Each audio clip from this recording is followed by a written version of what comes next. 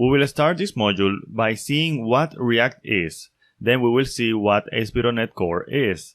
Later, we will prepare the development environment by installing Node, create React App, Visual Studio, Visual Studio Code, and the latest version of .NET. Finally, we will create the application on which we will work throughout this course. So, let's answer the question, what is React? React defines itself as a library for building user interfaces. This refers to the main task of React. However, when we add the ecosystem of available tools, React is a complete solution for the development of applications, whether it is for the web, mobile, desktop, and even virtual reality. In this course, we will focus on React for the web. With React, we program using a component paradigm. The idea is that we can divide our application into small reusable parts. These components can have UI, which is user interface, logic, which is behavior, and we can also add a specific CSS for that component. This means that we can style the user interface of the component by using CSS if we want to. We can send information to a component and receive data from it. React also supports libraries that help us with day-to-day application development tasks, such as routing, animations, forms, automatic tests, among others. React is a very famous library for the features it has that make it stand out from other options. One of them is that it is progressive. When we talk about a progressive library, we mean that we can adopt it incrementally in our existing developments. That is, we can use React in a small part of a web application without touching the rest. Thus, if we have a website that works with jQuery and then we want to modernize it, we can do it step by step. We can start with something as simple as a button and from there progressively migrate our site. React also offers us flexibility. React does not make assumptions about the tools you should use for your development. You are free to choose a tool for making HTTP requests, a tool for unit testing, a tool for routing, etc. This is attractive for development teams comfortable with the JavaScript ecosystem, as they have the freedom to choose the tools they like for each task.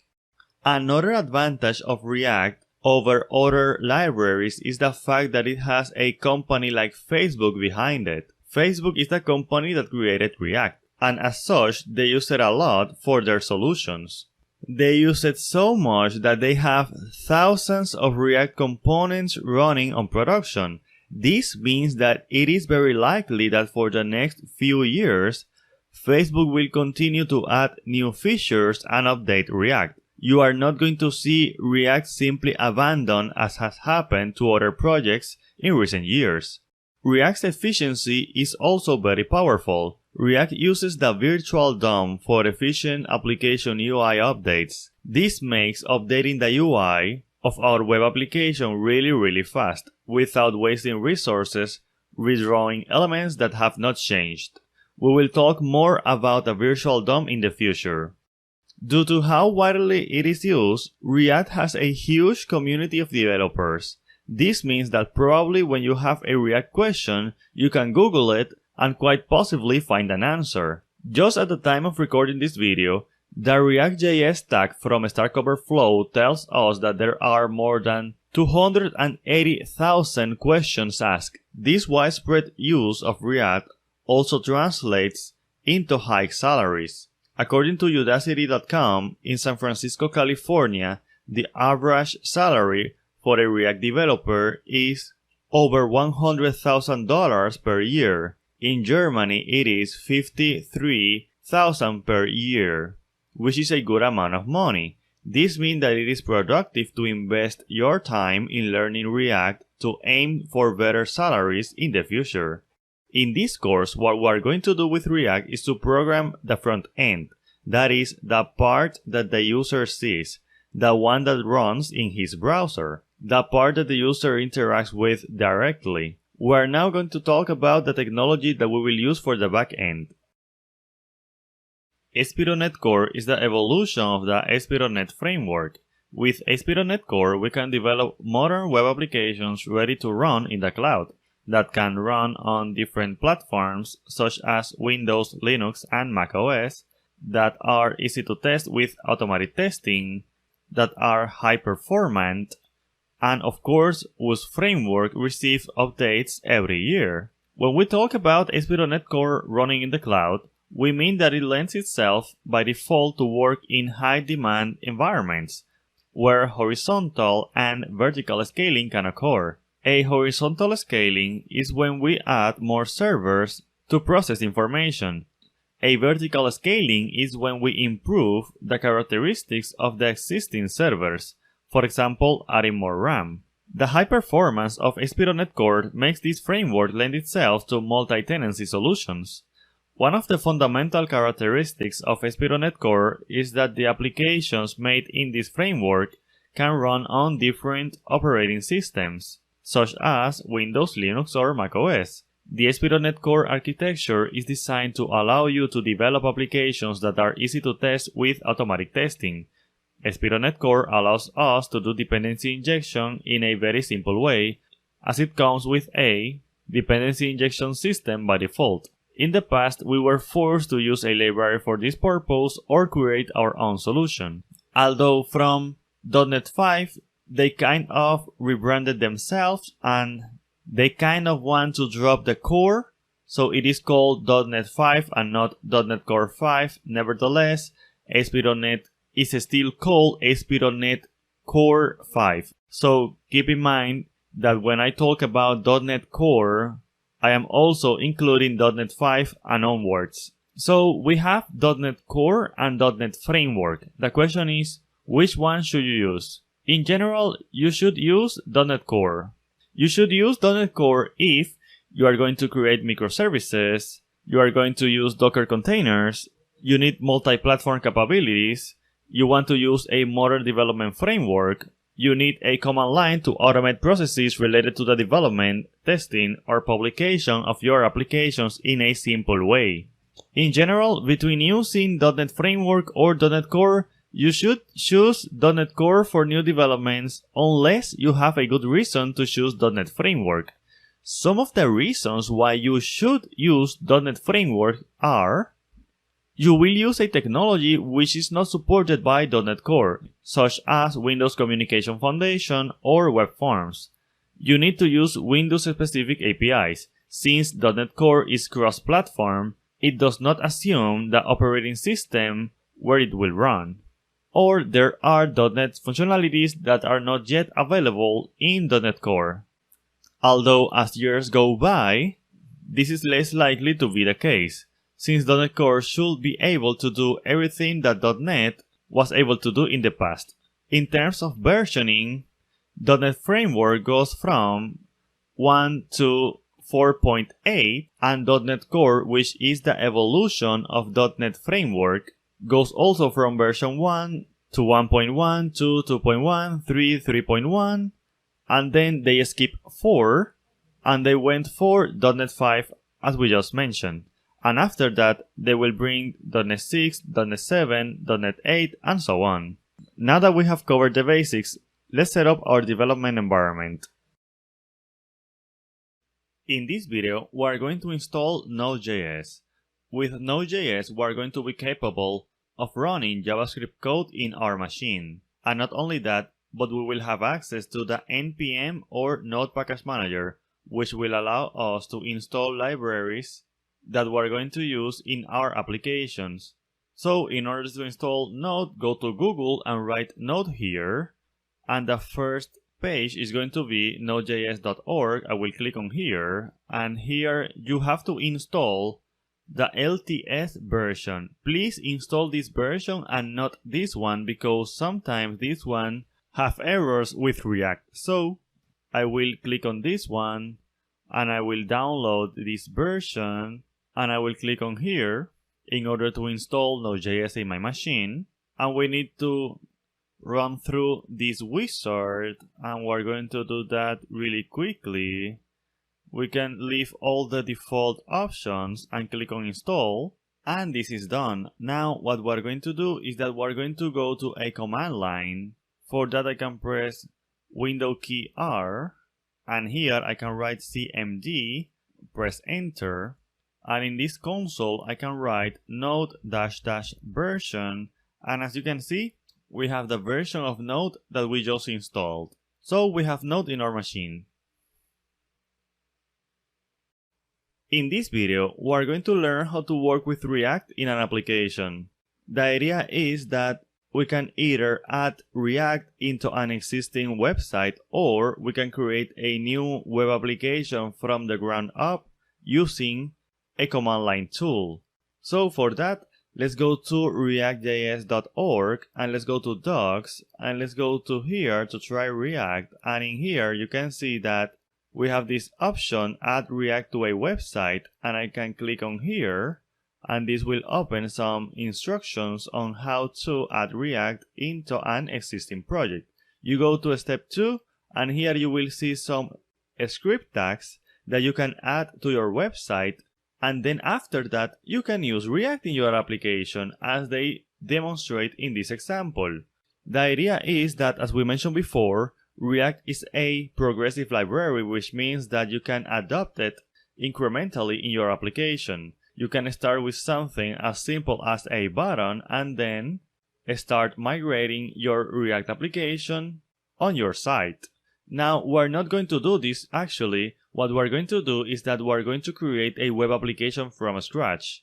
So let's go back to this tab, and in here you will see that we have created a new React app, which is what we want. So let me click on here on Learn How, and let me open this up, and let's go down here, and you will see that if we come down here, we have Create React App.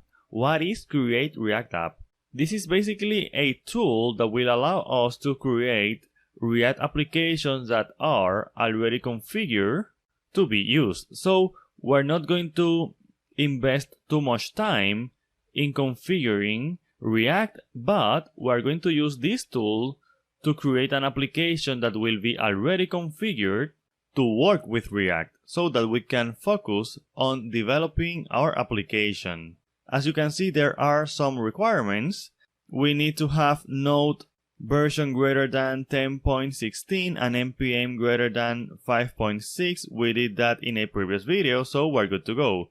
And as you can see, the only thing that you need to create a React application is to open a terminal and write npx create React app and the name of the app, and that would be it. With that, we get to create our React application. Now we're going to do that in a future video. In this video, I just wanted to show you the two ways in which you can have React in an application. Either you add it through scripts like this, which is great for applications that already exist, or you can create a new application from zero, from scratch, and go from there. In this video, we are going to install Visual Studio. With Visual Studio, we will be able to develop .NET applications, though Visual Studio can do more than that. With Visual Studio, we can develop Python applications, Node.js applications, and so on. But in our case, we're going to use it for .NET development. So let's go to Google and write Visual Studio here, and open the first page, visualstudio.microsoft.com, which I have it here. And as you can see, we have Visual Studio for Windows and Visual Studio for Mac.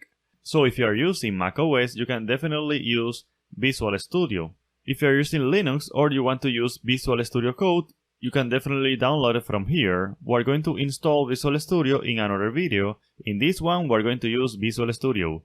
You can come here and download the Community Edition. The Community Edition of Visual Studio is a powerful edition which is free, which you can use to develop all kinds of applications. In our case, we are going to use this one, the Community 2019, so after downloading and installing that, you should be presented with the workload screens. We're going to go to that screen in just a minute, but in my case, I already have Visual Studio installed, so what I will do is that I will open the Visual Studio installer, and here we have the Visual Studio installer, and here I have my version of Visual Studio 16.8. This is the minimum version that you have to use in order to take this course.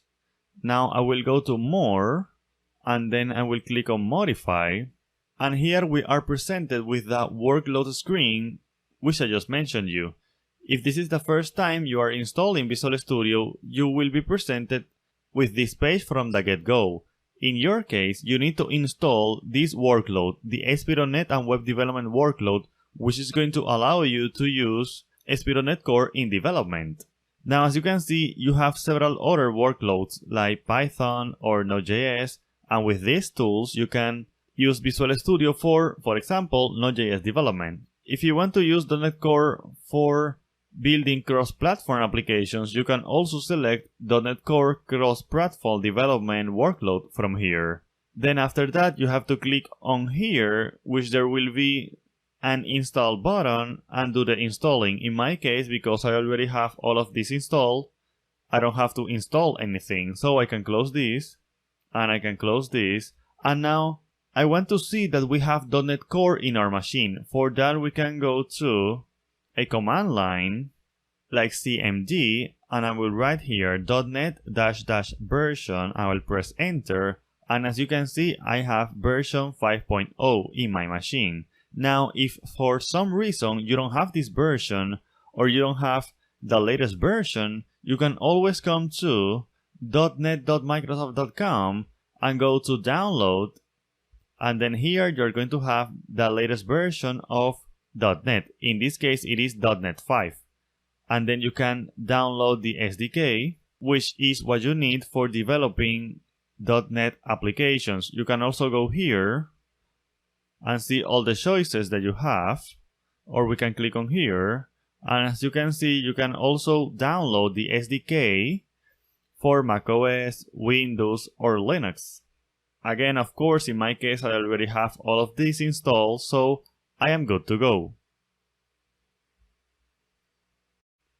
In this video, we are going to install Visual Studio Code.